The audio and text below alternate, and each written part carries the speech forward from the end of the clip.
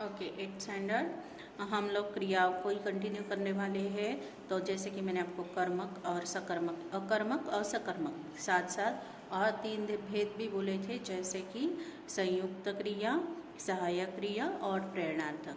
तो संयुक्त की तो मैंने आपको बता दी है, जिसका मतलब होता है एक क्रिया के साथ और कई क्रियाएं वहाँ पे जुड़ जाती है। यहाँ पे आपको देखिए पेज नंबर 18 पे और कई एग्जाम्पल दिए हैं। सूची का सामान लाते लाते दिल की धड़कन दुगनी हो गई, तो हो गई थी, तो हो गई थी, यह भी संयुक्त क्रिया है।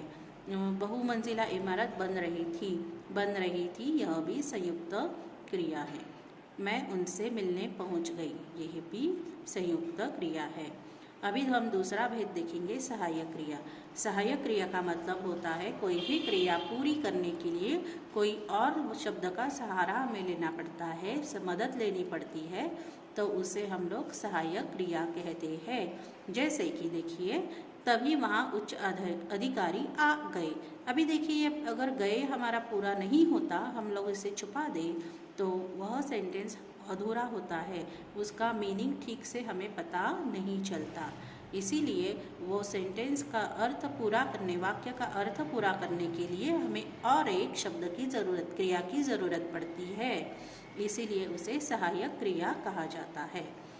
पिताजी बात बात पर झल्ला पड़ते, झल्ला की बात पढ़ते हैं, ये भी हमारा एक सहायक क्रियापद है। स्टोव हर मिनट बुझने लगा, बुझने के बाद अगर हम लोग लगा छोड़ देते हैं तो हमारा ये अधूरा होता है सेंटेंस। इसीलिए हम लोग उसका पूरा सेंटेंस को पूरा करने के लिए लगा, यह और एक क्रिया का मदद लेते हैं। ठीक है, तो और कोई अन्य उदाहरण दिए हैं आपको। जुहू की तैयारी चरम सीमा पर पहुंच गई। अपने कपड़े खुद नहीं धो सकते, ये कि धो के बाद अगर ये सकते छूट जाता है तो हमारी क्रिया अधूरी होती है। इसीलिए सकते यह सहायक क्रियापद है। अब आदमी की ज़िंदगी ज़्यादा आराम से कटने लगी, तो लगी के लिए आपको ये एक सहायक क्रियापद लेने की ज़रूरत पड़ी। तीसरा है प्रेरणार्थक क्रिया। प्रेरणार्थक का मतलब होता है हम लोग काम किसी और से करवाते हैं, तो उसे हम लोग प्रेरणार्थक कहते हैं।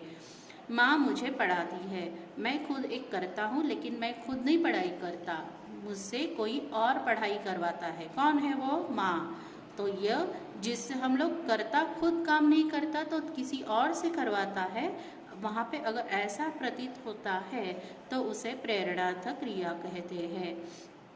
दीदी धोबी से कपड़े धुलवाती है, इसमें धोबी तो दीदी, यह कौन है? करता है, और वह खुद काम नहीं करती, खुद कपड़े नहीं धोती, किसी और से मतलब धोबी से कपड़े धुलवाती है। तो ये धुलवाना, पढ़ाना या फिर करवाना, तो ये सारी प्रेरणार्थक क्रियाएं हैं। यहाँ देखिए आपको और कोई एग्जाम्पल दिए हैं। नौकर मेहमानों को पानी पिलाता है, तो यहाँ पे पिलाने की क्रिया है। पिताजी बच्चों को फुटबॉल खिला रहे हैं, दीदी ने माली से पौधे मंगवाए, तो मंगवाने की क्रिया है। तो इस प्रकार आपको ये हमारे 3 भेद होते हैं। तो कृति स्वाध्याय में देखिए क्रिया, यहाँ पे मैं आपको 4 बताऊंगी, बाकी के 3 नेक्स्ट पेज पे है, वो आपको खुद करने हैं। पहला प्रश्न है, नीचे दिए गए वाक्यों में से क्रिया छांटकर लिखनी है, तो आपको यहाँ से क्रिया ढूंढकर यहाँ सामने लिखनी है। वह पुण्य नाम तेरा प्रतिदिन सुनूं सुनाऊं, तो ये सुनूं सुनाऊं जो है यह क्रिया है, यहाँ आपको लिखनी है। मेरा मन पूछता है, यह क्रिया है। परमेश्वर मेट्रो के खंबे के नीचे रात गुजारता है, तो गुजारता है ये आपको क्रिया है, यहाँ पे लिखनी है। हर व्यक्ति विद्यार्थियों के हौसले की प्रशंसा कर रहा था, तो कर रहा था यह क्रिया है जो आपको यहाँ पे लिखनी है।